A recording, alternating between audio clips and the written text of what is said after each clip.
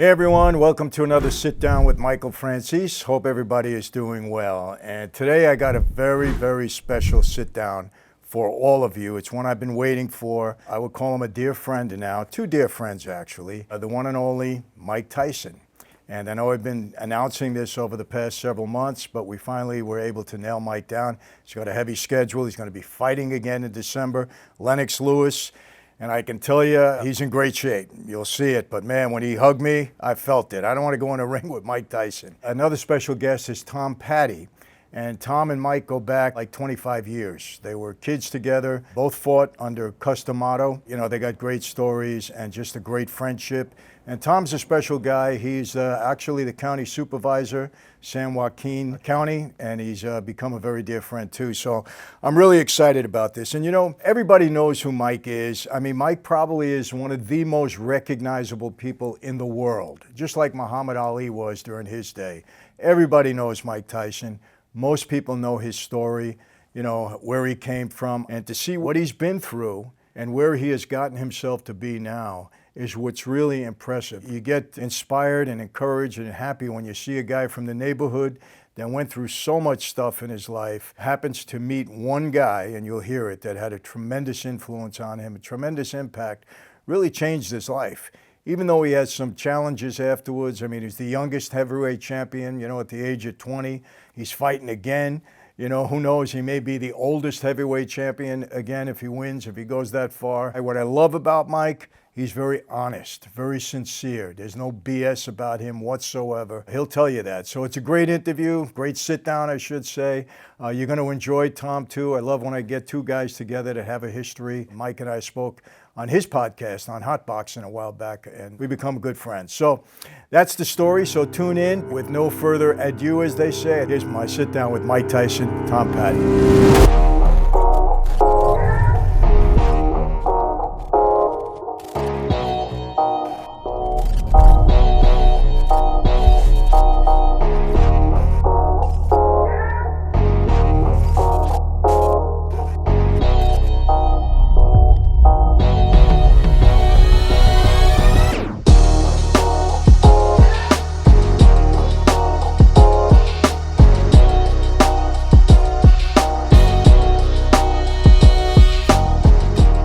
Mike Tyson, I've been looking forward to this for many, many, many months. How you doing, Mike? Okay, really good to have you here, Tom. Same thing. Great to see you, Mike. Yeah, good to have you drive down from up north. I know Tom is the county supervisor up in San Joaquin County. Time. Yep. Yes, and you two go back how many years? He was 18, I was 15. Okay. 38, 39 years. Wow. Yeah. You're both showing your age. However, I'm older than the both of you, unfortunately. You know, that trouble, I used to be the youngest guy around. Now I'm one of the oldest. Me too. Now I'm the oldest all the time. You look good, though. When you came in, Michael, I gave you a hug. You're like solid as a rock, I as started always. training. I want to get this exhibition over with Lennox Lewis, and then probably my next one will be with Joshua Tyson. Really? Yeah. Wow. That's what I wanted. Wouldn't that be amazing? We talk about it. Youngest heavyweight champion ever, and then a shot at being the oldest heavyweight champion ever. Unbelievable. And I think he'll do it. I want to, you know. And we work with charities. Now we could work with you. You know what I mean? Now that we know that you're running for office, we could work charities for you. We could do exhibitions for your organizations. You know what I mean? Kill those other cats. You know, it's funny, when we went to dinner a couple of months ago, I don't know if you remember this, Mike, but I asked you if you're into MMA, you're into cage fighting, and you said to me, Michael, if two bugs walked across the table and they started fighting, I'm into that. Yeah, that's true. Yeah. Like, it's like fighting. Like if you with Cus, right? Cus will see two dogs, will see two kangaroos, and he said, that's a smart dog. See that movie went to the side and attacked them. Anything Cus sees, he put into his fight. If you see a dog do a move, a bug fighting another bug, or a praying mantis fighting, he'll use that in his boxing. He thinks that's superior or something. Really, huh? Yeah, absolutely. Wow. Everything he equates with fighting.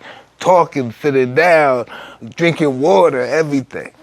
Well, you know, his name has come up. You know, I was totally into fights. My dad was into, everybody in my former life was into fights.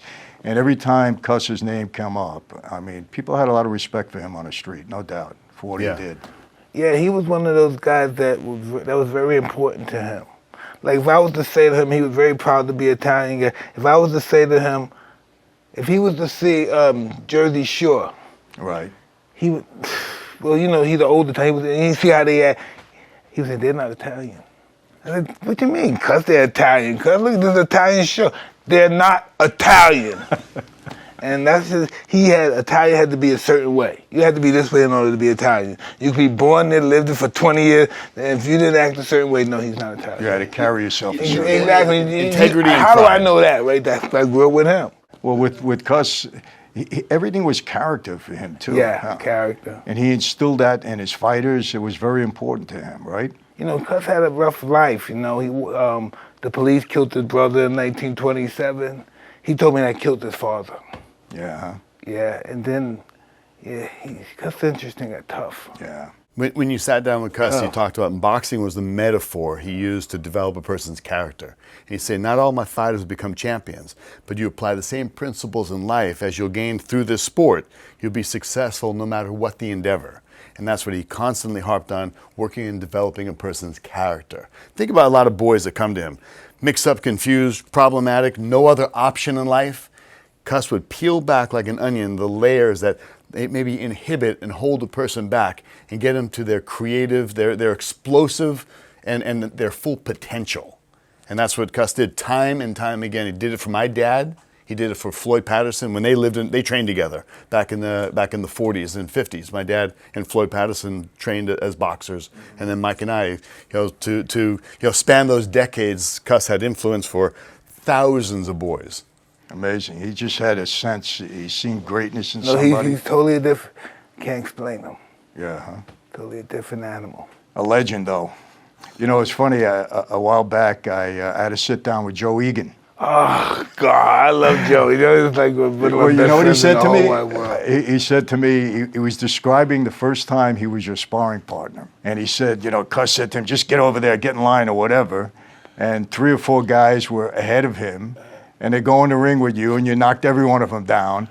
And he said, my legs were shaking, my knees were, he said, I had to get in the ring. He said, and you hit him a punch in the chest.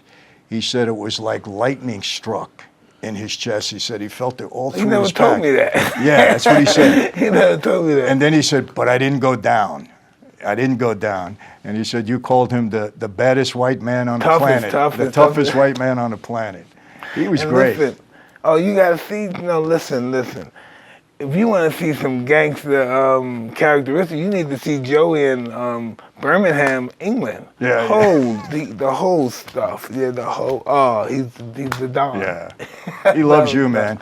He told me he told me a story about how well you treated his mom and everything, and really appreciated that. He had a lot of great things to say about you too, Tom. Well, best part about Joe is he came up to Catskill, New York.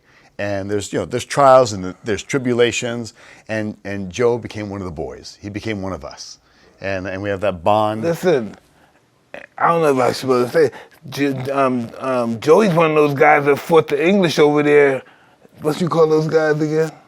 The Irish crew. The Irish, the IRA. Yeah, Joe Egan was down with those guys, man. I was like, shit. Yeah. Well, back in the '80s, that was the thing. Yeah. And they later like, hey, we're really, That's like we have more in common than not. terrorists. That's right. Yeah. Yeah. No, he was And cool he was telling me guy. some of the stories. I was like, oh man. Yeah, Crazy. he was a good guy. I really enjoyed him. You know, Mike, one thing I got to say, in the last several years watching you, you're probably one of the most honest and sincere guys that I have ever witnessed, and I really mean that, because I've been watching you for a while, a lot of interviews and everything that you've done. You're just so honest. I don't know. My wife wouldn't think that. Well, my wife wouldn't think that. Well, wives are exceptions. Yeah, they're exceptions. I saw her laugh over there. I think I'm fucking honest. But listen, like when you're out in the street, you gotta be honest, because we're all really transparent. We're more transparent than what we know. So we think we're hiding something, but we're not hiding nothing. There's only certain ways human beings conduct themselves. Yeah. Secretly, openly, quiet. We can only be certain people for certain characteristics. We can't be too many people. Let me ask, were you always like that? No. No, I learned that from Cus. Yeah. But also think about this, Mike. you know, he's had so many trials and tribulations, and so many opportunities to be on a platform. You can't carry on a charade. So Mike, you really have established yourself. You're an open book. You say it, you're honest, you reveal it, you share it. I just know this. I know one day I'm going to die, and whatever I said don't mean shit. So I look at it like that. Yeah, but it means a lot. Well, let me ask you this. When you die and you're gone, what kind of legacy do you want to leave? Well, how do you want people to remember you? I think about it. I don't care what people think about me. No? No way. If I did that, I wouldn't be, I guess, successful. You know, I thrive off that. It's hard for me to even excel if somebody doesn't dislike me or hate me. I need it to excel. So your legacy is whatever it is, but Just, it's honesty. Never being discouraged more than anything, more than honesty, because I still lie sometimes if I want something. And it's just never getting discouraged, never giving up. Even if I'm lying, so what? I made a mistake, I'm sorry. You're the type of guy that I can relate to this because I almost think there's nothing that I can't do or can't accomplish if I try. I agree. I think, man, listen, impossible is nothing to somebody who tries. No, I never tried. They say, that's impossible, so I don't try. You know, I'll give you an example. Yesterday, and this is silly, but it means a lot, difference with people. My wife is always a little pessimistic about things. She's kind of hesitant about trying things. We're going down to a wedding in San Diego. Okay, normally an hour and 20-minute drive. Well, we hit a lot of traffic. There was an accident.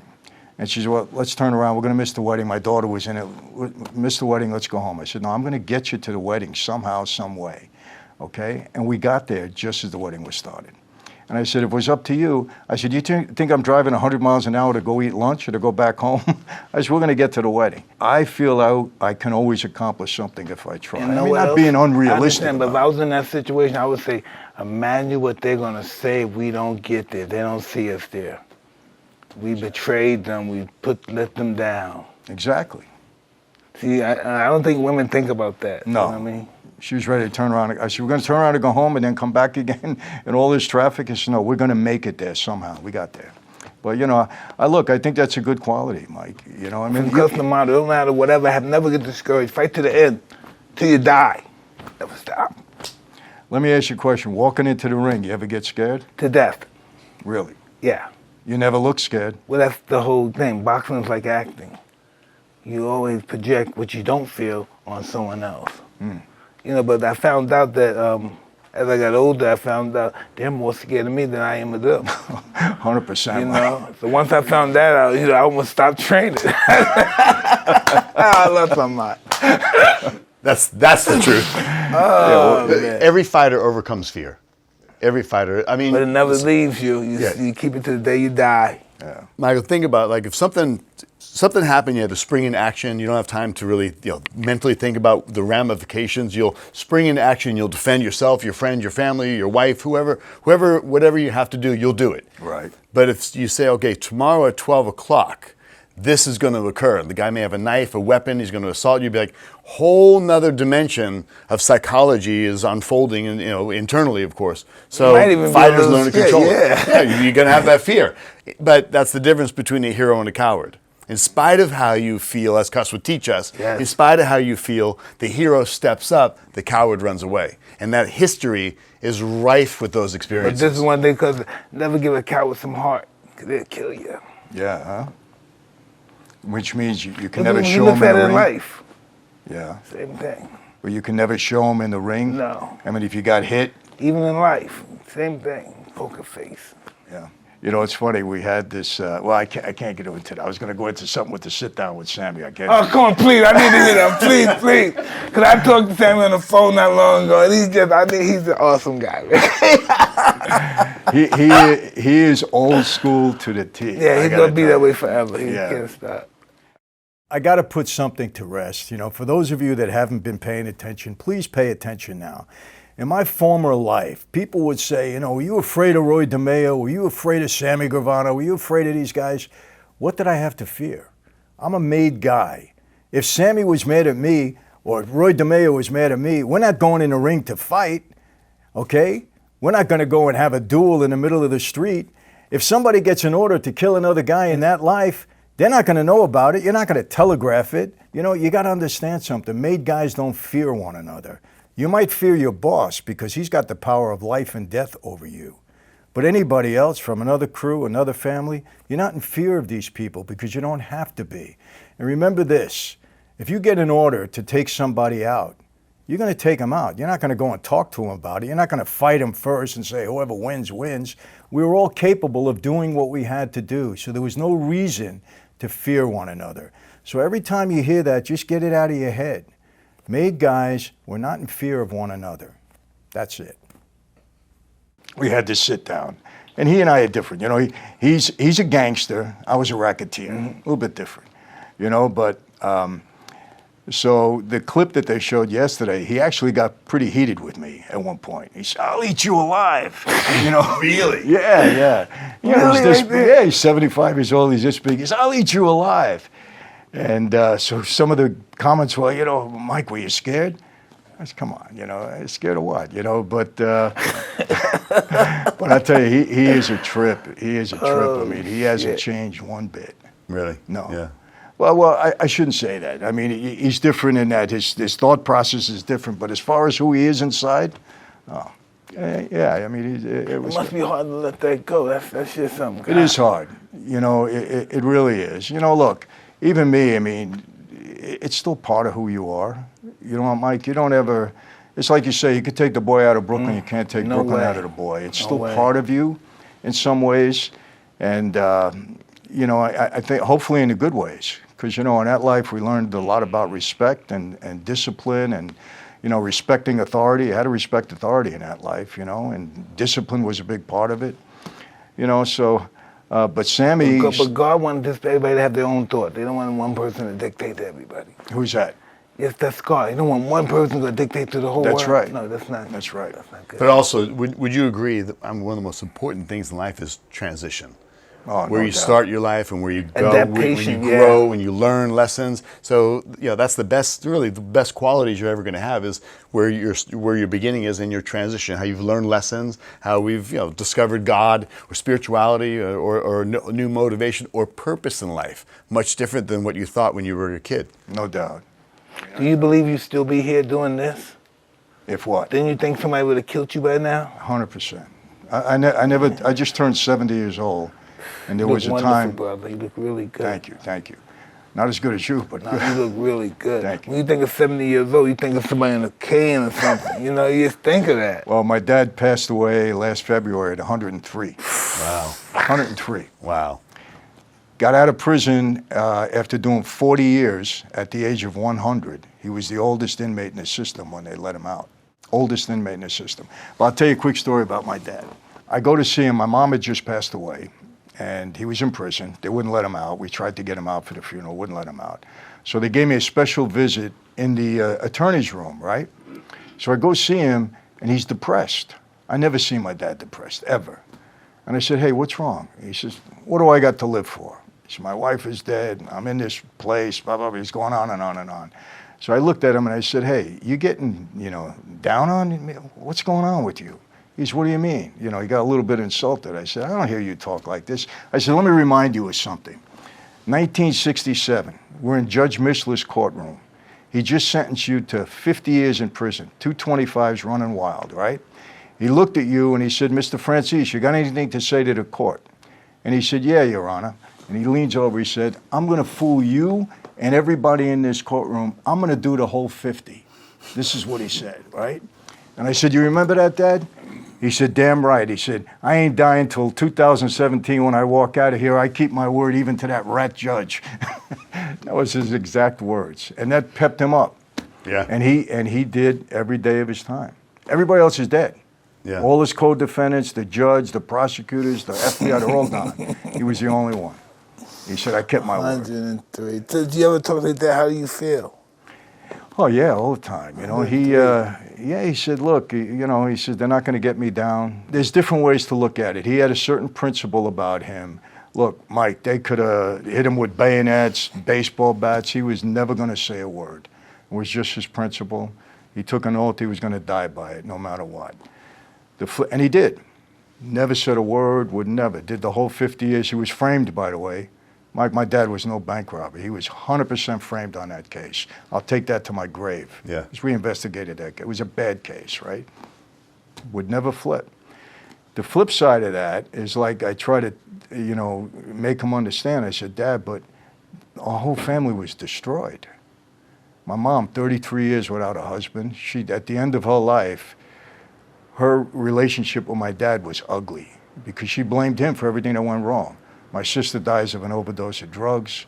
My brother John, 25 years a drug addict. He became an informant at one point, cleaned up his act now, but my other sister died young, 42 years old. So that the family was destroyed. I'm the only one that, thank God, came out of that. I tell people all the time, Mike, maybe you'll relate to this, the street life, the gang life, the mob life, they're evil lifestyles because I'm not calling the guys evil. I was one of them. I'm just very fortunate, very blessed. But I don't know any family of any member of that life, whether it be gang, Cosa Nostra, or Mafia, that hasn't been totally devastated. No, I always say this, the streets are undefeated.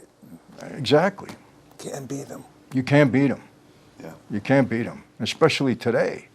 They got all the tools, all the weapons, They've been undefeated in the 20s. The people that stayed in the business for a long time, they got wiped out. Yeah. It just doesn't work. No, you I can't don't do care it what anymore. area it is. If you don't go into a legal business like in Chicago, most of the Irish gangsters, they turn politicians or cops.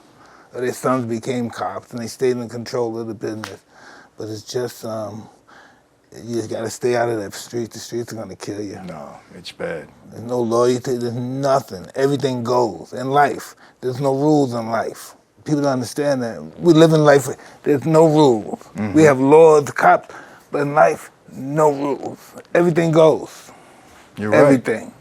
No, you're right. And it's your own, you gotta set your own standard, really, within yourself. And this is how I'm gonna be, and just try to do the right thing. I mean, look, you asked me, I didn't know if I was gonna be around at 70 years old. I mean, at one point in time, everybody was mad at me, and I never sold my former associates short. These guys were not, they don't play. But, I believe God had a different purpose for me in life, and that's why I'm here. I mean it. Question for you and for Mike. What would you identify as that transitional point? Like, what was the transition from where you were to realize, like, wait a minute, I've got to make a shift. I'm making this paradigm shift from where I'm at, and I'm now going to transition to a better person. I'm an animal. I'm from the school of Cus D'Amato. Nobody's going to beat me. I'm just a fucking animal when it comes to life, fighting for my life. And I love to fight. And you've been doing that your whole life. It's the psychological fight. Right. Yeah, I like that. Gets me erect. Excuse me, I'm sorry. It's okay. It's okay. For me, the transition was, Tom, I just knew the life was in trouble. Yeah. I mean, when they brought those racketeering statute in, Bail Reform Act, Sentencing Reform Act, guys were flipping left and right. The government had, wiretaps and recording devices on everybody. And I'm seeing guys going to prison getting 100 years, 150 years. I was the youngest guy out of everybody. And I'm saying, man, this is trouble here. But at the same token, I didn't want to hurt anybody. And I felt horrible about betraying my oath. But I said, if I'm going to live a life, I have to make a change. And then, of course, I met my wife. And if I don't meet my wife, I would have probably never walked away from the life. Yeah. Because, I said, she's 20 years old, 21 years old. What am I going to do? Marry this girl, stay here, and wind up with a 50 or 100-year prison sentence, destroy her life? Maybe we'll have kids destroy their lives. I said, it's got to be one thing or the other. Either I'm going to try to make a life for myself with her, or I'm going to stick this out and eventually go down. I knew I was going down. I mean, I had 7 indictments. I had 18 arrests. They're going to keep coming at you until they get you. There was no way you're going to beat them. Mike just said, you don't beat them. Yeah. You don't beat them. So, Mike, you were living a double life for a while. When we were up in Casco boxing and training, you were still going back to Brooklyn. Yeah. And hanging out with all your robbing hustling houses friends. sometimes, yeah. And so we didn't, we're up in Catskill training in the gym 7 days a week, but then you had this other alternate life going on when you go back to the city. Yeah. What's your friend's name that you were showing pictures? This is me, I'm boxing. No, I was showing them pictures. I'm in the neighborhood with the guys, and they see me with these white people, see me holding white babies, and say, Mike, this fucks me up. And then somebody said, man, let's get this money. And he said, Mike, No. Don't come on. Go back with these white people. These white people love you. He got killed. He said, I wish some white people love me. Isn't that something? Yeah. Let me ask you this, Mike. I'm very troubled by what's going on in our country today. And at 70 years old, I can honestly say I've never seen this country more divided in my lifetime than I see it now. You know, I don't see this country as a racist country. I know we have problems. Look, it's, you know, I'll give you an example. I'm in prison. I used to hang out with a lot of black guys. Why? We used to play, when I was out in the yard and they didn't have me in lockdown, we used to play ball. We used to walk the track. We used to do the Italian guys in there. One guy was a boss, Pete Milano. He was like the boss of LA. They used to hang out together. They used to play cards. They used to talk about war stories. I wasn't interested in that. I wanted to do my time and be active and whatever. So the black guys used to say, Michael, how come those guys ignore us? They don't come around. They don't talk to us. He said, they're racist. And I used to say, they're not racist. They're more comfortable with their own guys. They talk about stuff that they know. They eat pasta. They sit down. They talk war stories. They play cards. I said, they're just comfortable with guys from their own neighborhood. Same way you guys are comfortable. But so when you play with us, you hang out with us. That's because I like to do what you do. I don't like to do what they do. It's not a race thing, you know. And they kind of got it. They said, I think if anybody in any race, if one day we're all black and we got a Chinese guy and he's down with us, we look at all Chinese differently. Yeah, you're right. You know? Yes. You're right. We're tribal. If you had a bunch of people on an island and there was taller and shorter people, the shorter people would be hanging out with each other, the taller people hanging out with each other, and the rumor got out that one group had better provisions, food, coconuts, water, you'd go and you'd raid it, you'd take it because it was us against them. It wasn't intentional, it was just a survival instinct. And you are, Michael, you agree, and I think you just stay with your kind. Like you go somewhere and there's pigeon guys. Right? You guys are going to automatically gravitate together. I'm leaving right here and go to my hillbilly guy. They're my brothers. I love them. And they're my pigeon guys. Yeah. They're like my family. Just love them to death. There's that bond through something that you gravitate toward, and that's that familiarity. Forget about race or religion. It's a step aside because the primary thing. It's more conditioned than racism. But why do you think we have such divisiveness now? I mean, because listen. Let me ask you, when guys look at you, do you think they see color with you? No. I think they see my color, but they know who I am. They're familiar with me. How can I not see that you're white? How can I not see that somebody's Chinese or not? That's our objective. That's what attracts us to. No, that's the Italian guy. Ooh, that's the but what's funny about it, because everybody in Ireland wasn't white 10,000 years ago. 1,000 years ago. It was more metropolitan than anyone would think. Greece, Rome, they had African troops, they had Italian, they had Spanish troops. This world was more metropolitan thousands of years before we were even born. You're right. You know, and we always been together. Rome, even in the Troy, they had African warriors on their side. You know, listen, Troy must have been a bad government because everybody got together to go against them. Everybody in the whole Mediterranean, all that, they all went against Troy. So Troy must have had some really bad politics back then. And like all of us, nobody's been around before somebody. We all was around when everything was happening. When the Ten Commandments to all those nations, we were still around. Don't let somebody say only these people were around. No, we were this way since the beginning of time. You know, amalgamation of people together. It's just been that way all, books and wars change things, but we've always been together. We always have fights, so we always marry different race people since the beginning of time. And why do you think the country's so divided right now? It is. Because we're people. We're people. We're so easy to be led. We think we're sophisticated, but anybody could bring a book and brainwash us and make us believe it. It's like your friend, the guy that I had the fire chat with. It's so easy for him to tell these. Imagine if he told all the people, hey, let's all invest in this company because this country's the future and we're going to go in the future with this company. Imagine those 15,000 to 12,000 people investing $1,000 in this. Yeah, that's right. You know, back, I don't remember as much because I was a young kid, we were young, but back in the 60s, there was all sorts of social unrest back then. And you kind of open up the fabric and, you know, tear the fabric open, you look at it, you see what's inside, and you reinvent and you try to move forward and you heal things, you patch things, whatever it takes to go forward as a country. And I'm not sure what that who that unifying messenger will be or what that unifying event could be. But I think the fabric of this country will come together and be stronger through whatever bond. And we have to admit, we have to recognize that America is exceptionally diverse, the most diverse nation on planet Earth, the most equal opportunistic. Anybody can come here. We know people that have immigrated here and they're very successful, multimillionaires. And I know black billionaires. Yeah, and no one can make excuses. I can't make $1 here. Was it 70% of millionaires in America come from abject poverty? Yeah. It's not an inherited system that you know suppresses anybody. However, we have to also recognize there are people here that generationally are being left behind.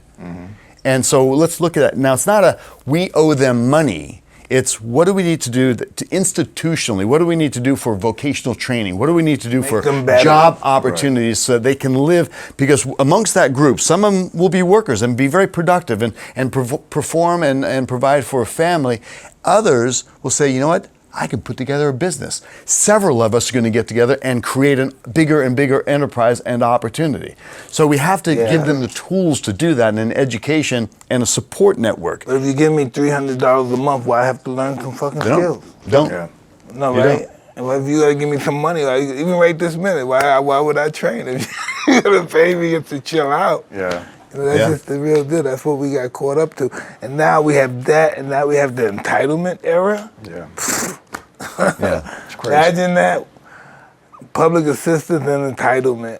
Oh, now you can't get people to work. Yeah. We got a pizza place, Slices, right here. We can't get people to come to work because they're making more money on unemployment. They are. And it's happening all over the country. I think that's planned. That's planned to make insurrection and stuff like that. Yeah. Dependence. You just create a dependency. It's, you know, once upon a time I lived in New York City. When I lived there, I had a rent control apartment for $260 a month. I truly lived on $5,000 in 1 year. I kid you not. If somebody would have said, hey, Tom, if we gave you $12,000 or $15,000 a year, I'd still be in that apartment. Yeah. I would have never worked harder Listen, I bet and you it was a challenged to nice go further. apartment too for that $5,000. It was a small little thing, but I was happy to have it, man. It was worth more than $5. Absolutely. It's worth more Absolutely. than $5 in New York. Yeah, absolutely. Good little studio, rent Imagine control. $150,000 in your pocket, and you got your house taken care of. You can go out, buy some clothes, trick on some girls, some prostitutes, get some drinks, do all this stuff. Yeah. Shit, why am I gonna do anything? Still be there, right? I'm not gonna do nothing right now today. Same way. Woo. Well, there you go. I told you, you're going to hear nothing but honesty from Mike, and that's it. And I know the gloves were off, and, you know, he talks the way he thinks and the way he feels, so, you know, we wanted it to be real. So, hope you enjoyed it. If you enjoyed part 1, there's more to follow. We sat down for almost 2 hours, so you're going to enjoy it. Stay tuned. Next part coming up soon. That's it for today. How do I always leave you? Same way. Be safe. Be healthy. I mean this. God bless all of you. And yes, I'll see you next time.